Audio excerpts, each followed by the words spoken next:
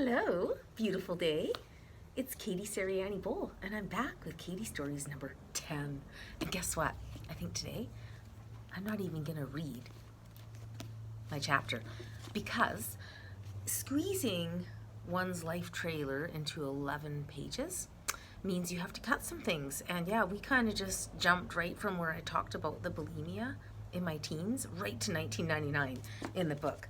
So just like I did with my excerpts, I thought, I'm going to just back up and let's talk a bit about the 80s. The 80s were great. I had a lot of fun in the 80s. I mean, I love the 70s too, but the 80s I was actually old enough to get out and enjoy it. So I'm going to go back to grade 8 when my mom rented out my room to the foster kid. Yeah. Now it's kind of funny too because ironically, he would be the one to give me my first joints. And actually held on to those for a while, and then I eventually smoked them. And he was like family. He was a cool guy, and when he moved out in April, I got my room back, and I know Freddie was in the room across from me, and I'm not sure what was happening with my brother Danny at the time, but I know when I was in grade 9 he moved out because that's when he tried to hurt my dad after a cancer operation. So I'm not sure exactly what happened in grade 8, but my cousin Brett moved in. Hi, Brett, if you're watching this. Now, Brett's really cool. He's my cousin, and he ended up living there for 6 years, from the time I was 13 till I was 19. So when I was 18, I went off to Banff with all my friends, and by the time I moved home, Brett was just getting ready to move out.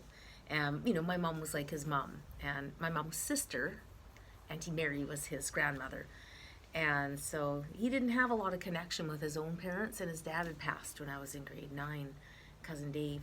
So our family was his family, and I'm still like a family member with him. I just saw him yesterday. I took my brother Danny out to see him, had coffee.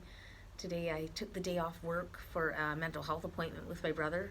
There's actually 2 of them because there's a team meeting, and that went really well. He's actually doing really well right now, and that's where we want to keep him.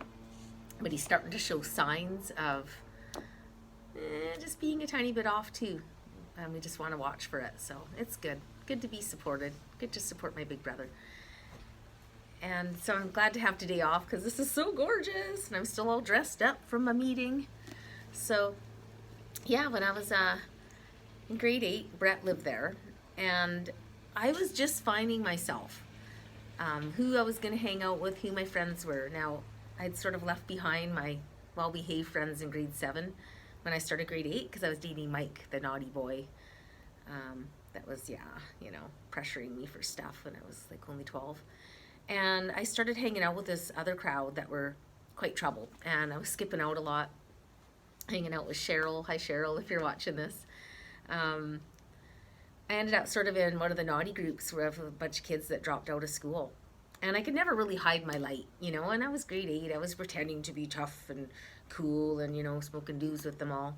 But they could sense that wasn't really the true me. And at some point, I know when that spring came along, I could feel that they were leaving me out and not including me. And one day I started to cry, and this older boy in the group, Tim, redhead guy, said, "Katie, you're a really like light, bubbly, happy girl. You don't belong here. Like, you know that." And I was like, "Yeah, I know." And he said, just find your people. Find the people. And that was a really lonely little time for me because I remember thinking, well, I can't go back to the well-behaved kids, and the tough kids don't want me either. Like, where do I fit?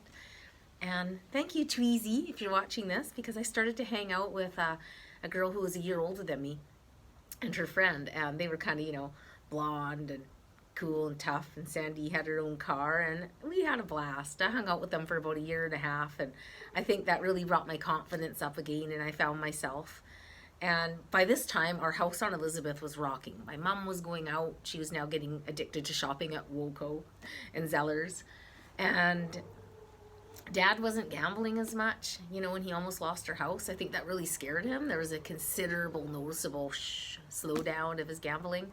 So our family was healing, and Brett was living at our house. My brother Fred was living at our house, and so all of their friends. And now by the time I, went through my teens and started really hanging out with my best friends, would be in grade 10 and 11, and then some of my friends came to live with us.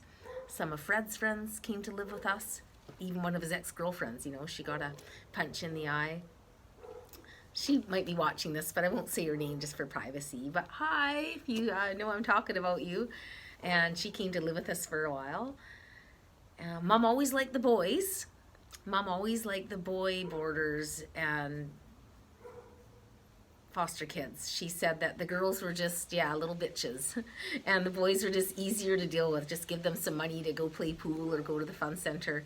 Where, the girls would always challenge the rules and challenge helping Mom clean. But it was still that kind of vibe too in the 80s where Mom wouldn't ask the guys to clean. She would just ask the girls. And, we were kind of moving up in our feminism, saying, well, how come they don't have to do it? So, anyway, Mom always had a challenge with that. By the time I was nearing high school, and I talked about this in my last story, our family was healing. Like I say, Mom was going out, Dad's gambling slowing down. After I graduated, I know at graduation, my dad was 64 years old when they came to watch me grad. And when he turned 65 and retired, I was in Banff, so I got all the pictures from everybody. And then he'd taken, another massive heart attack and had some more surgery then. And then I just want to back up to a really funny story. So Lloyd, if you're watching this, Brett and I were laughing about this yesterday. He's saying, oh, you should get Lloyd to subscribe to your YouTube channel. And so, because Brett just did. So Lloyd was my cousin's best friend. This really big guy. He's Aboriginal, but he would tell everybody he was Hawaiian. And I think he even made up a name when they were in Hawaii and said he was like Wan Soho. And he'd wear this white suit and, play the part of the rich-looking Hawaiian guy.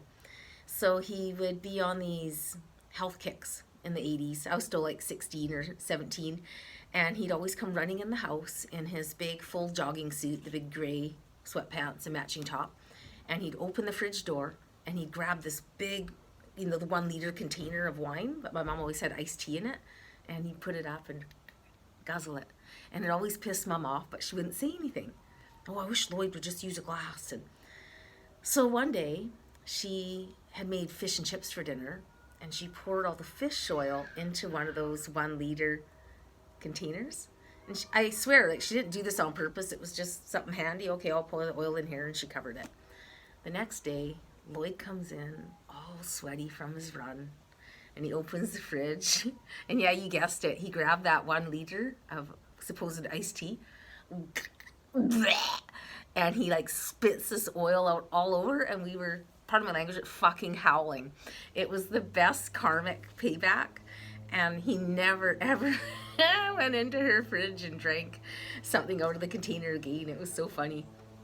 And there was just always shenanigans like that. There was a lot going on that Mom didn't know about sometimes. She could just be a little on the naive side, making tea and sandwiches for everybody. Well, there was a lot of people partying and things are happening in the house, but we won't get into that just now. And then I left and I went to Banff, and that's where I started to touch on, where I had the eating disorder. And then through the 90s, I lived in Vancouver. I was with someone that wasn't good for me, stayed in that for a little while too long, and left that. And that's where I met my husband. We were just friends. We used to be roommates, buddies, and I had seen him and sort of looked at him through different eyes, and I would run into him again a few years later, and we were both single, and we just ended up. Yeah, it was really cool. And it's been going on 26 years now. So anyway, I'm just going to end this way because I don't want to pick up the book until it's time just to start talking about the 90s. The late 90s is where it picks up again, where I get married to Jeff, and where I also really start to delve into a lot of healing, a lot of self-help, which really led me to just open up and live this life and love myself. And it's all great stuff, so I'll share a bit more next week.